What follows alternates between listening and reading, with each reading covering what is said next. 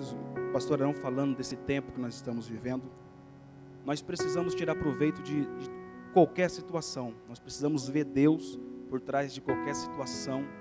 Eu não creio em coincidência, mas eu creio na providência de Deus sobre as nossas vidas, né? Os momentos de crise são os melhores momentos para os cristãos se levantarem.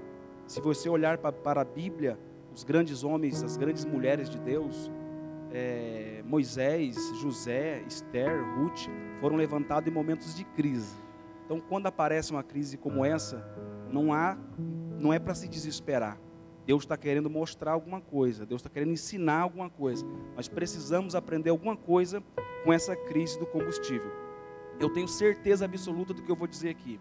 Algumas pessoas que estão aqui, a partir de hoje, a hora que começar a chegar os combustíveis nos postos, depois de abastecer, você vai dizer assim, ó, graças a Deus. Talvez você nunca agradeceu a Deus por ter abastecido o teu carro. Depois disso, você vai acabar de abastecer e vai dizer, graças a Deus que eu consegui abastecer. Amém? Então aprenda a ver Deus em cada detalhe, aprenda a ver Deus nas coisas pequenas. Deus trabalha nas coisas pequenas. Amém? Quarta-feira terminou o nosso culto, ministrei no culto, fomos embora. Chegando em casa, a pastora Silvana, abri a porta para ela com o bebê no colo, abri a porta para ela. Quando ela entrou, ela olhou para trás e deu um grito. Ah! Quando mulher grita dentro de casa, o que é? As mulheres já sabem, tá vendo? Está tudo treinado. Aí ela gritou, a Isabelle de 11 anos já gritou junto também. Eu não gritei, né, gente? Mas assustei. A Raquel não gritou, tem 30 dias, não gritou. E quando eu olhei, ela disse, a barata. E eu fiquei olhando para a barata me olhando. Ela disse, você não vai matar a barata? Eu falei, calma. Se eu for com muita pressa, ela vai voar e eu acabo não matando. Peguei um spray lá, falei, vou tontear a barata primeiro, depois eu mato ela, né? A hora que eu joguei o spray na barata, a barata voou e foi para atrás do sofá. Aí a Silvana começou a murmurar. Tá vendo? Você não serve nem para matar uma barata. Eu tinha acabado de pregar, tinha acabado de ministrar. Falei, meu Deus, me dá graça agora aqui. Falei, filha, fica quietinha aí, deixa eu resolver. Eu fui, não falei assim com ela, tá, gente? É só afastei o sofá. Quando eu afastei o sofá, eu olhei, aí eu cresci. Falei, vem aqui agora, vem cá. Quando ela olhou, um escorpião desse tamanho. Não precisou de eu dizer nada. Ela olhou para o escorpião e disse, graças a Deus pela barata. Porque se não fosse a barata, a gente não tinha encontrado o escorpião. Então ela conseguiu ver Deus numa barata. Deus é Deus das pequenas coisas. Aprenda a enxergar Deus em cada detalhe da tua vida. Deus está cuidando de cada detalhe da tua vida. Amém? Você pode dizer isso para alguém nessa noite? Deus está cuidando de cada detalhe da tua vida. Não espere Deus só nas coisas grandes. Até porque tudo que Deus começa na minha vida e na tua vida começa pequeno. São sementes que são lançadas. Amém? Quero agradecer a Deus pela vida do pastor Arão, pastora Sônia, suas filhas, seus genros, pastores, todo o ministério. É um presente de Deus poder estar aqui nessa noite. Eu estar ministrando aqui é fruto da crise do Brasil. Se não fosse a crise do combustível, eu não estaria ministrando para vocês nessa noite. Então talvez eu seja a pessoa mais feliz aqui nessa noite, seja eu. Eu queria vir para ouvir, eu queria vir para sentar, mas os voos cancelados, falta de combustível, me deu essa oportunidade, que para mim é uma oportunidade extraordinária, amém? Pastor Arão, esse projeto que nasceu no coração deles, da Escola de Sabedoria, que eu creio que vai tomar dimensão maiores, que vai tomar o Brasil, e poder fazer parte desse primeiro projeto aqui na comunidade, para mim, é muito bom. Minha esposa está ali, minha sogra, eu sou uma benção, eu costumo carregar minha sogra comigo, né? Eu amo a minha sogra, a minha filha está ali, a Raquel, e parte da nossa igreja também, a família do pastor Eliseu, está nos acompanhando. Deus abençoe vocês, amém? Abra a tua Bíblia, por favor, Evangelho de Jesus Cristo, segundo escreveu o médico Lucas. Quero caminhar um pouco com você aqui, dentro desse texto, Lucas, capítulo de número 15.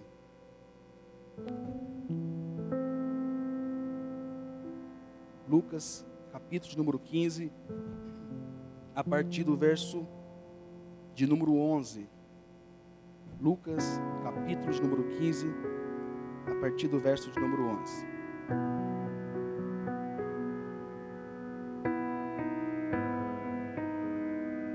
Quero falar um pouco sobre uma mentalidade de filho, uma mentalidade de reino e uma mentalidade de escravo. Existe uma diferença muito grande.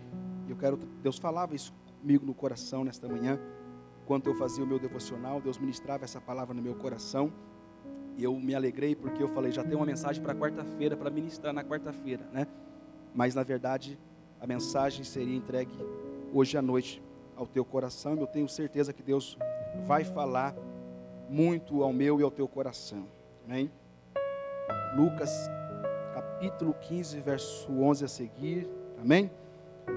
Diz assim, amados, a minha tradução bíblica: e disse, um certo homem tinha 2 filhos, e o mais moço deles disse ao pai: pai, dá-me a parte dos bens que me pertence.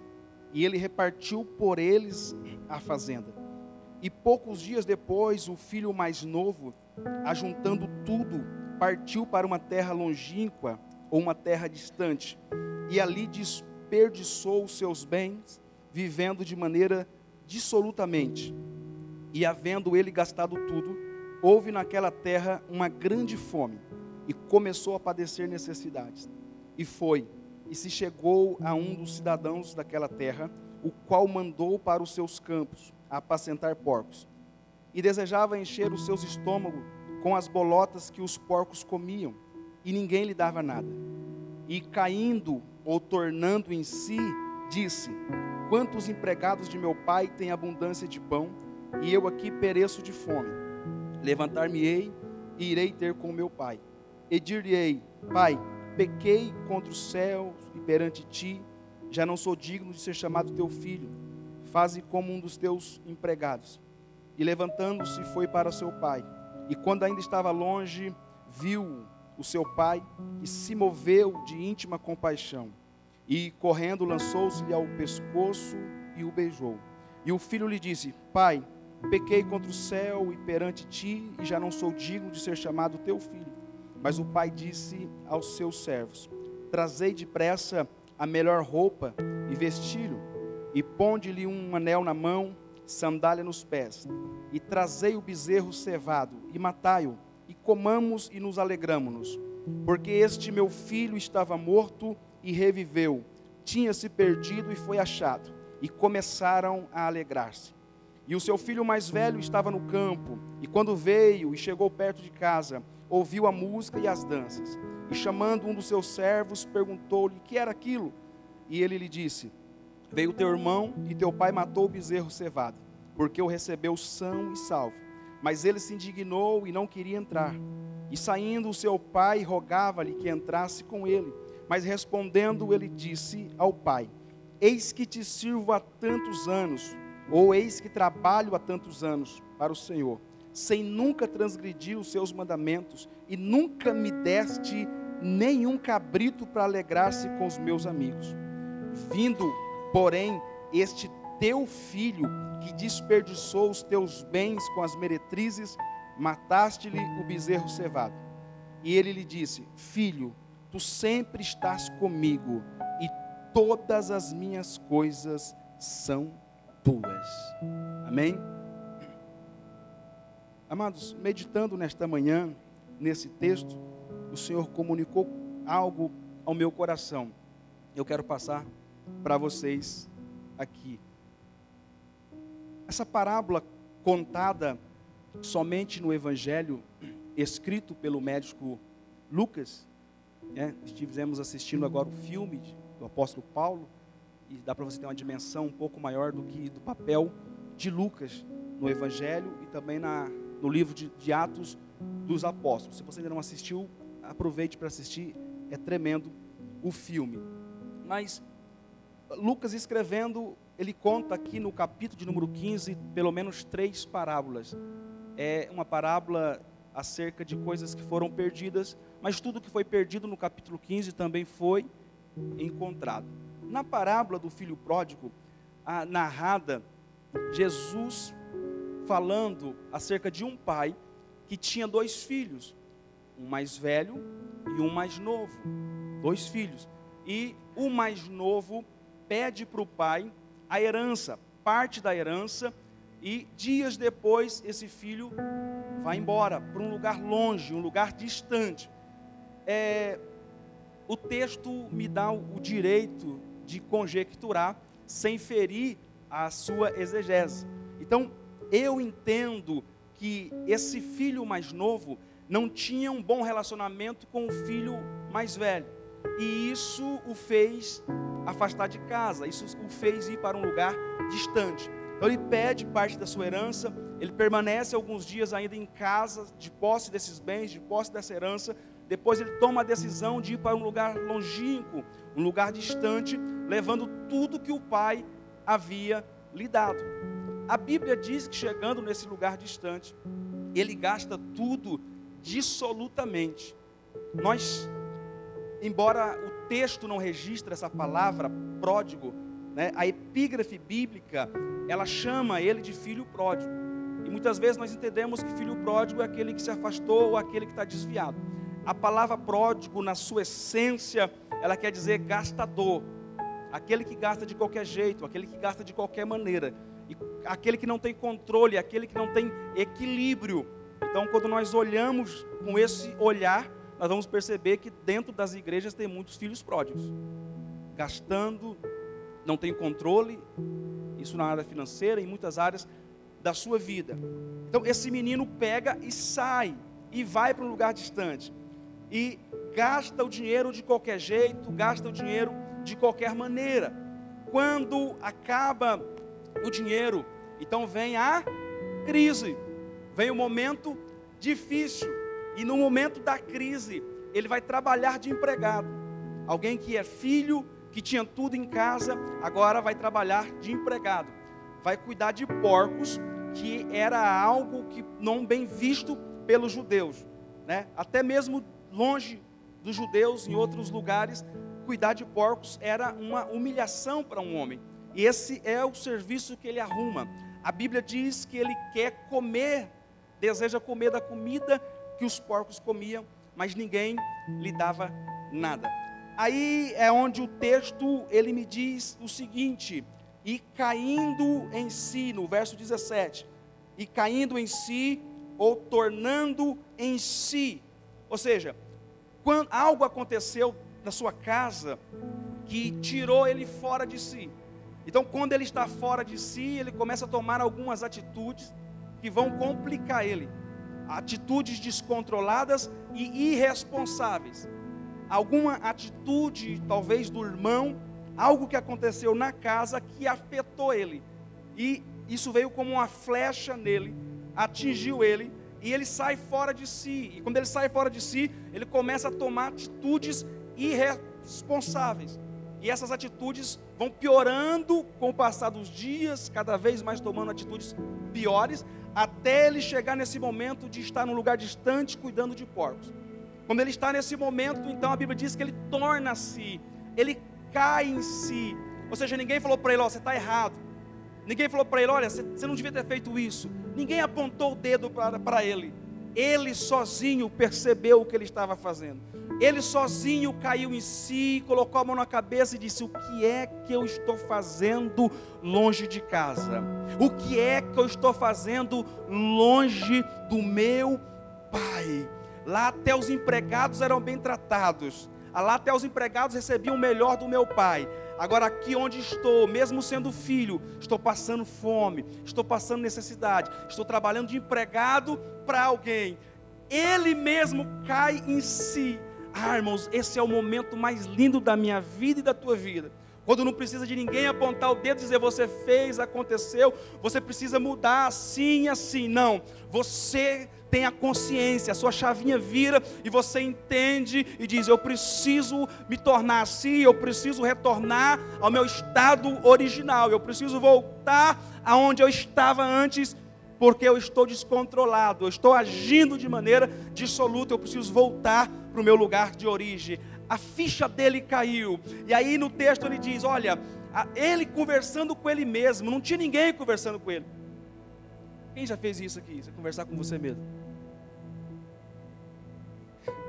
Você não está doido não, tá? É normal. Você começa a conversar com você mesmo. E ele começa a conversar com ele mesmo. E ele diz, o que eu fiz? E ele começa a conversar com ele mesmo e diz, olha, na casa do meu pai até os empregados são bem tratados. O que ele está dizendo? O meu pai é bom. Amados, uma das palavras mais lindas da Bíblia, ensinadas, cantadas nos Salmos é essa: o Senhor é bom e a tua misericórdia dura para sempre. Quando você para refletir, quando você para pensar na vida, quando você olha para trás, eu estava ali sentado chorando, porque eu comecei, antes de subir aqui, eu comecei a relembrar a minha história, da onde foi que Deus me tirou, da onde Deus me arrancou, por tudo que eu passei, para chegar aqui hoje, para poder ministrar para você, para poder pregar para você. Então eu chego a uma conclusão: Deus é bom e a tua misericórdia dura para sempre.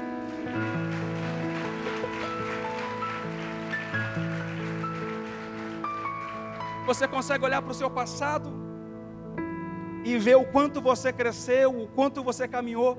Você consegue olhar para o seu passado e ver situações que você estava num beco sem saída e não tinha como você sair daquela situação. E hoje você olha para trás e você percebe que você saiu daquela situação. Você não saiu pelos seus próprios esforços. Você não saiu pela sua sabedoria. A bondade de Deus te alcançou, te tirou daquela situação e te conduziu até aqui onde você está hoje. Quando você olha, porque é muito fácil hoje, chega aqui nessa igreja e vê tudo tão bonito desse jeito. É muito fácil você falar. Agora, essa igreja não começou assim. Quando você olha para trás, existe uma história. Existe lágrimas, existe oração, existe perseverança. Então quando você olha para trás da história da comunidade cristã de Sertãozinho, você só vai dizer uma coisa: Deus é bom e a tua misericórdia dura para sempre. Volta um pouquinho no seu passado, reflete um pouquinho na tua história, porque às vezes a gente fica só olhando para frente e esquece de olhar para o nosso passado e tirar coisas boas. Quero trazer à memória aquilo que me traz esperança. Então, às vezes está murmurando, está reclamando por algo que ainda não veio, por algo que ainda não aconteceu. Relembre dos feitos de Deus na tua vida. Relembre do seu passado, da onde Deus te tirou, da onde Deus te arrancou para te plantar nesse lugar aqui hoje. Então Deus é bom. O texto está mostrando que Deus é bom na minha vida e que Deus é bom na tua vida. Não esqueça de agradecer e de cantar isso. Alguns historiadores dizem que Asaf, ele demorou 7 anos para compor um hino, para a inauguração do templo de Salomão. 7 anos para compor um hino. E sabe o que dizia o hino? O Senhor é bom e a misericórdia dura para sempre. Esse era o hino que eles cantaram na inauguração do templo. E quando eles estavam cantando, a glória de Deus entrou e invadiu aquele lugar e tomou conta daquele lugar. Diga comigo: o Senhor é bom e a tua misericórdia dura para sempre. Ele, entendendo a bondade do pai, ele diz: eu vou voltar. Ele ele quebra o orgulho, ele diz: eu vou voltar para a casa do meu pai. Ele prepara um sermão, ele prepara uma fala, como a gente no tempo de namoro, né? Prepara uma fala para falar com a namorada e chega lá não sai nada do que a gente falou. Ele prepara algo, ele ensaia um diálogo para conversar com o pai. E ele volta sozinho. Ele cai a ficha e ele volta para casa. De longe, o pai avista ele. O pai estava esperando por ele. E de longe o pai avista ele. Ele está muito diferente. Está sujo, está magro, está anêmico. Está muito diferente do que aquele filho que saiu. Mas o pai conhece o filho. E o pai olha de longe e ele diz: meu filho está voltando. É ele. O pai não espera o filho chegar em casa. A Bíblia diz que o pai vai ao encontro do filho. O pai sai correndo e pula no pescoço do filho. Antes que o filho falasse alguma coisa, antes que o filho esboçasse um diálogo que ele ensaiou, o pai pula no pescoço, beija ele. E quando o filho vai tentar dizer alguma coisa, o pai chama os servos e diz: olha,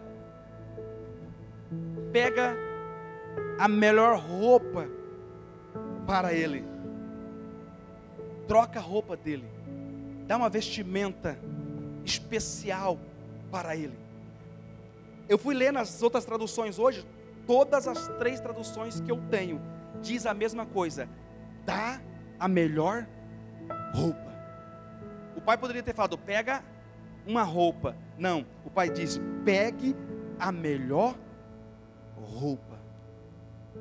Amados, Deus não tem outra coisa para mim e para você que não seja o melhor. Não espere de Deus outra coisa que não seja o melhor. Quando Jesus transformou a água em vinho, lá em Caná da Galileia, a Bíblia diz que quando os homens provaram o vinho, os especialistas provaram o vinho, eles disseram assim, olha, nós nunca tomamos um vinho como esse, e só nós queremos entender uma coisa, por que que o noivo fez isso? Porque é normal você dar o vinho bom no começo da festa, e deixar o vinho inferior para o final da festa, porque todo mundo está bêbado e ninguém percebe mais nada. Mas esse noivo agiu diferente, ele guardou o melhor vinho para o final da festa. Jesus não precisava ter transformado aquele vinho no melhor vinho, ele podia ter feito qualquer tipo de vinho ali, que todo mundo ia tomar, a festa seria uma bênção, e estava tudo certo. Mas mesmo não precisando fazer o melhor vinho, ele fez o melhor, porque saindo de Jesus, espere sempre o melhor. Você merece o melhor. Coloque a mão no ombro dessa pessoa e diga, não espere outra coisa de Deus que não seja o melhor.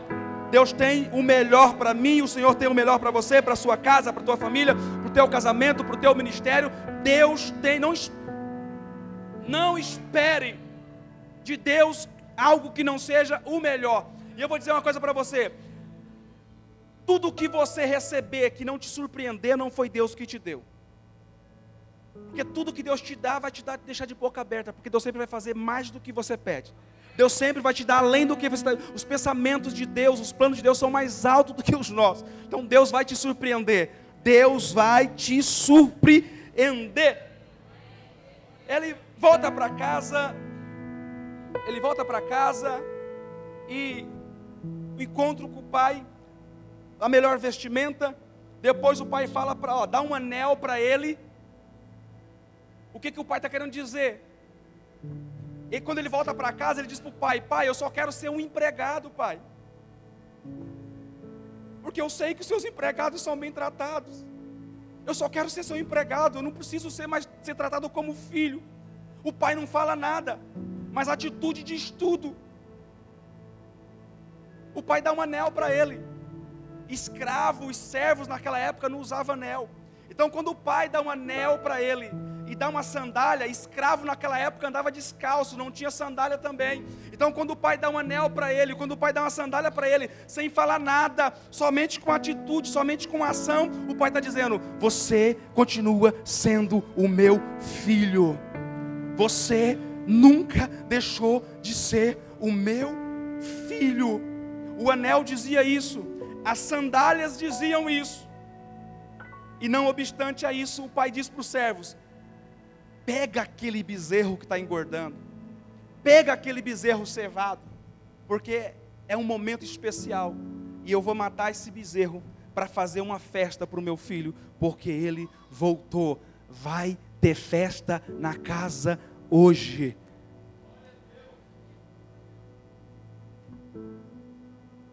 Eu me amarro no filho mais novo, eu sempre tive problema com o filho mais novo, até que eu comecei a estudar sobre o filho mais velho. Eu descobri que na verdade o meu maior problema não é com o filho mais novo, o meu maior problema é com o filho mais velho. Porque quando o pai, até porque se o filho mais velho estivesse no caminho que o irmão mais novo voltou, será que ele teria voltado?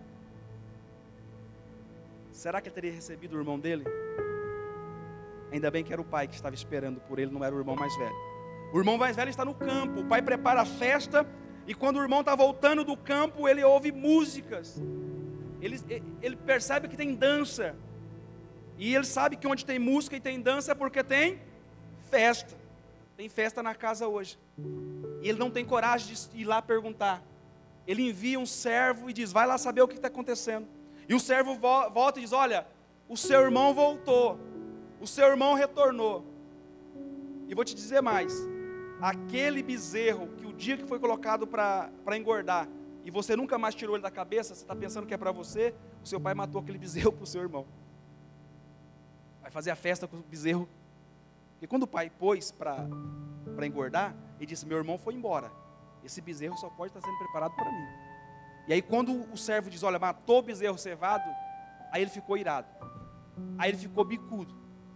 E ele disse, eu não vou entrar para a festa. Eu não vou participar dessa festa. Que irmão abençoado.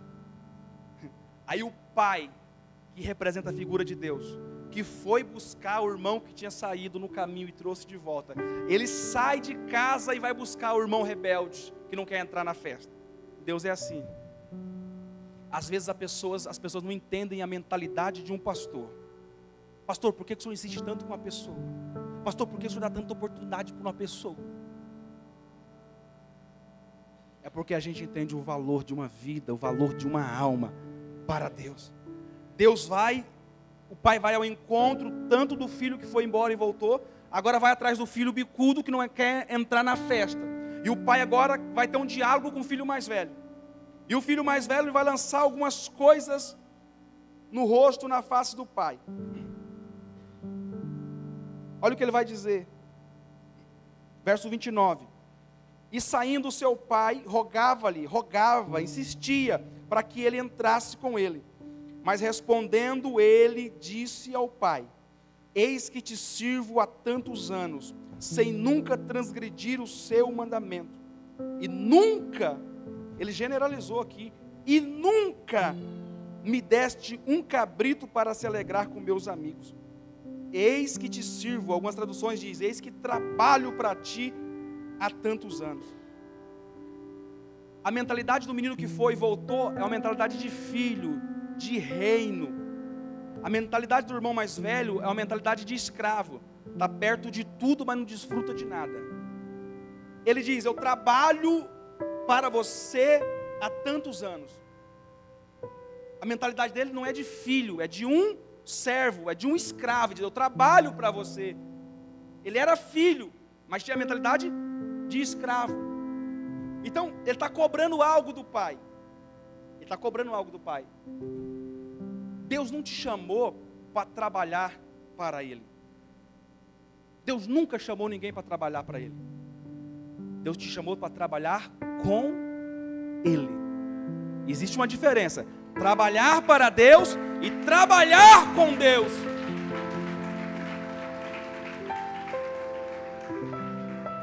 Todas as vezes que você vê alguém fazendo alguma coisa na igreja e depois jogando, lançando em rosto, eu fiz isso pela igreja, eu fiz isso, eu trabalhei assim, eu fiz isso, é alguém que tem a mentalidade de escravo e não de filho, porque ele está cobrando algo que ele fez. Se ele fez para Deus, se ele fez para o reino, se ele fez para o pai, por que ele está cobrando? Essa mentalidade de escravo. E ele diz, olha, eu trabalhei. Quem trabalha para Deus se cansa. Você vai ver um monte de pastores aí cansados. Tem um monte de pastor que está cometendo suicídio. Tem um monte de pastores que está sendo internados, está indo para o spa, porque não está suportando o peso. Essas pessoas não estão trabalhando com Deus, estão trabalhando para Deus, porque quem trabalha com Deus não se cansa. Quem trabalha com Deus não se cansa. É como a águia enquanto ela voa, ela descansa. A águia pode voar quilômetros, que ela não se cansa, porque ela tem algo cilíndrico nas suas asas, que enquanto ela está voando, ela está descansando. Assim somos nós descansamos em Deus, enquanto trabalhamos com Ele, e não para Ele. Noé trabalhou quase 100 anos construindo uma arca, e ele não se cansou. não perdeu esposas, não perdeu filho, não perdeu as noras, colocou toda a família dentro da arca. Tem muita gente trabalhando para Deus e perdendo esposa, perdendo filho, perdendo amigos, perdendo muitas coisas. Não, esse não é o trabalho que Deus te chamou para fazer. Deus me chamou, eu e você, para trabalhar com Ele. Você pode construir com Deus o quanto tempo for necessário. O seu ministério pode durar 20, 30, 40, 50, 80 anos. Você não vai se cansar, porque enquanto você trabalha, Deus vai renovando as tuas forças. Enquanto você trabalha, Deus vai ativando a tua força, e você vai se renovando todos os dias.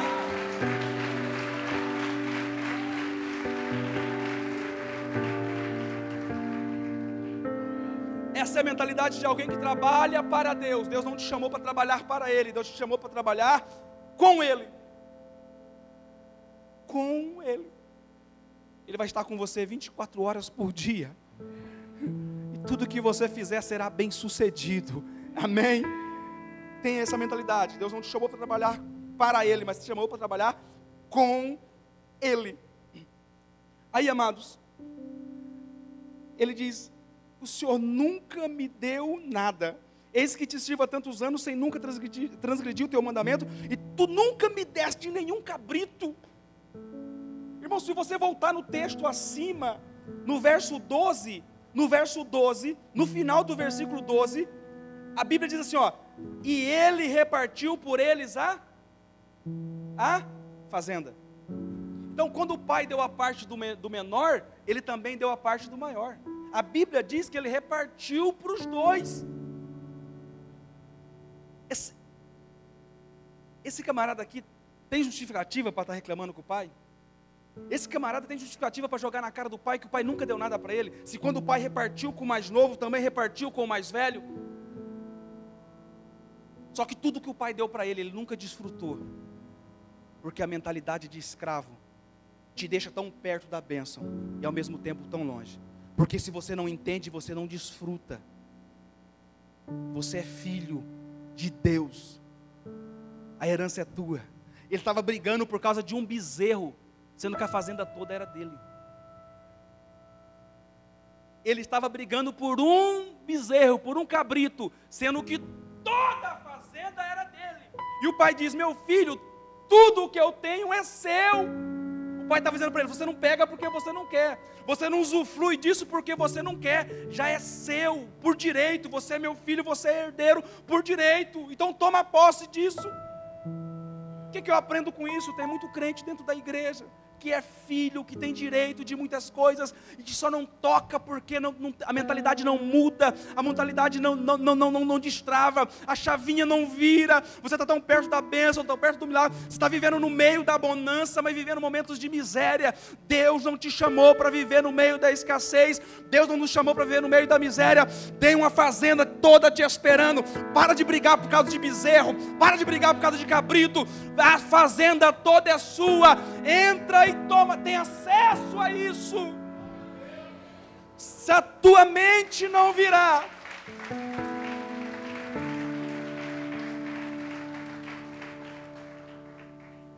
queridos, isso aqui é muito sério.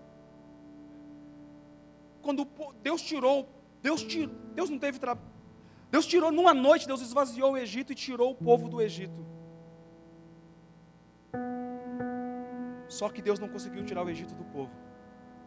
O povo saiu do Egito, mas o Egito durante 40 anos permaneceu dentro do povo. Por quê? Trabalharam muito tempo de escravo, e a mente deles se tornou uma mentalidade escrava. Então, quando eles saíram do Egito, eles precisavam configurar a mente, ressignificar a mente. Eles saíram do Egito, foram para algo novo de Deus, mas com a mentalidade velha, com a mentalidade antiga. Você não pode entrar em algo novo de Deus, um novo nível novo de Deus, com a mentalidade antiga. Então o povo saiu do Egito, mas a mentalidade continuou sendo de escravo. Então eles estavam caminhando para uma terra que manava leite e mel, para desfrutar daquilo, mas nunca desfrutaram. Os filhos desfrutaram, mas aquela geração não desfrutou. Por quê? Porque a chavinha não virou, a mente não virou. Há quase 5 anos em Ribeirão Preto, uma comunidade carente foi desfeita. Foram construídas casas. Eu participei na época porque tinha membros da minha igreja que participaram disso. E eles receberam casa. Para você ter noção, a casa, até aquecedor solar tinha na casa, tem na casa. Você acredita que alguns cristãos começaram a vender as casas por 2, por 4 mil reais e voltar para a comunidade carente? Irmãos, eu falo porque eu vivi na comunidade carente. Eu cresci na comunidade carente. Eu sei como que é lá. E quando foram questionar, pastor Arão, essas pessoas, sabe o que eles disseram? Eu não vou pagar 70 reais de parcela. Lá eu não pagava nada. Eu não vou pagar água, eu não vou pagar luz, porque lá tinha gato e lá eu não pagava nada. Agora eu te pergunto, como que Deus vai abençoar uma pessoa com uma mentalidade dessa? Tiraram eles da comunidade carente, mas a comunidade carente nunca conseguiu sair deles. Porque isso não depende de Deus, depende de você. Assumir a sua identidade de filho e dizer, eu sou filho de Deus, eu sou herdeiro de Deus, eu nasci para viver o melhor e comer o melhor dessa terra, para viver em abundância, para viver um tempo de Deus, de bênção sobre a minha vida. O filho diz, o Senhor nunca me deu nada. Aí Deus diz, mas o pai diz, mas você tem tudo. A fazenda era dele e ele nunca teve acesso. Então, permita-me conjecturar. Você vai chegar no céu e vai cobrar a Deus por algumas coisas que você não viveu na terra. Aí Deus vai dizer, você não teve acesso. Estava sempre a seu dispor. Tinha empresas a seu dispor, tinha finanças a seu dispor, tinha uma família feliz a seu dispor, tinha um casamento feliz a seu dispor, tinha um ministério feliz a seu dispor. Mas você nunca acessou esse lugar, porque mesmo vivendo no meio de tudo isso, você não conseguiu ativar a tua mente. Você não conseguiu mudar a tua mente. Deus tem algo novo para você viver. Deixa eu dizer uma coisa. Eu termino aqui, não são só as coisas ruins do passado que nos atrapalham. Existem coisas boas que aconteceu no passado que te impede de viver algo maior no futuro. Porque você fica preso a algo que você viveu no passado e Deus quer te dar algo maior no futuro. Pastor, mas o que eu vivi foi bom, tá bom, mas o bom é inimigo do melhor. Deus fez algo bom na tua... Irmão, Deus nunca retrocede. A glória da segunda casa sempre vai ser maior do que a primeira. Então Deus sempre tem algo maior para fazer na tua vida.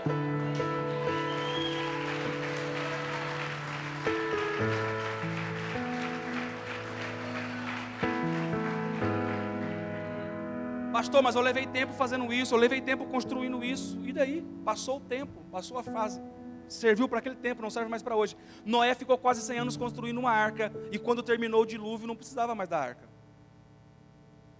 Deus disse, desce da arca, abandona essa arca, e vai começar algo novo. Agora imagina se Noé gruda na arca e fica lá. Não, eu demorei quase 100 anos para fazer essa arca, eu vou morar aqui dentro, eu vou ficar aqui dentro.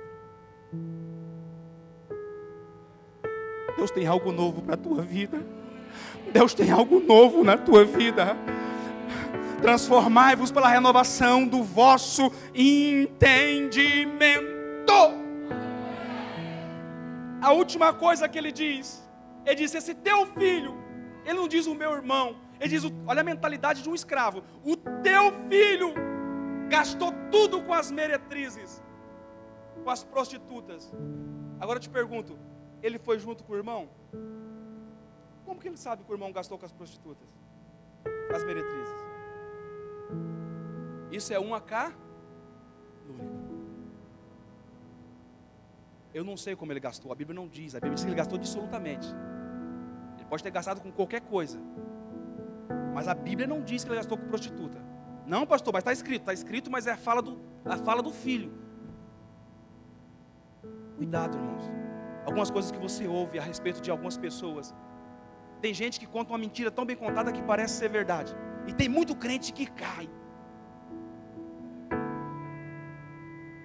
Ele diz, o seu filho saiu, gastou tudo com as meretrizes, e agora ele volta e o Senhor recebe ele de volta.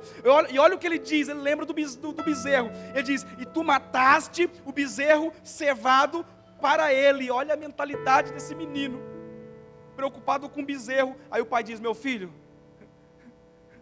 vai ter a festa do mesmo jeito. Se você não quiser entrar na festa, vai acontecer a festa, a casa é minha, o filho é meu, ele voltou, estava morto e reviveu, e eu vou fazer uma festa. Quem tem mentalidade de escravo não se agrada com a bênção do outro. Ele não gostou do pai fazer a festa, matar bezerro e dar roupa para o irmão mais velho. Ele queria só para ele. Quem tem mentalidade de escravo, quando descobre que o irmão recebeu uma bênção, ele fica triste, ele fica bicudo. Às vezes ele não diz nada, mas a expressão facial diz tudo. Pode dizer, irmão, quando você conta, eu recebi minha casa, eu comprei meu carro. Tem gente que torce o bico. Infelizmente, isso é quem tem mentalidade de escravo, mas você tem mentalidade de filho. Acessa as coisas do reino de Deus. Quando eu vou em Serra Azul, na casa do meu pai mora numa área rural. Um dos primeiros lugares que eu vou é na geladeira do meu pai. Eu não faço isso na casa de outras pessoas, tá, irmãos? Pelo amor de Deus. Eu faço isso na casa do meu pai e na casa do meu sogro, porque é para mim um pai. Então eu tenho acesso livre à geladeira. E tudo que tiver lá eu tomo posse. Deus está dizendo para você, meu filho, abra a geladeira. Está cheia. A minha geladeira está cheia. Não falta. Não falta. Está cheia. Você só precisa acessar, só precisa entrar lá e tomar posse. Diga que essa pessoa que está do outro lado, diga assim: Deus não vai te dar muito. Por quê? Deus vai te dar tudo. O Senhor já nos abençoou com toda sorte e riqueza de bênção em Cristo Jesus. Deus abençoe. Obrigado, pastor Arão. Obrigado, pastora Sônia. Obrigado, igreja. Deus abençoe vocês.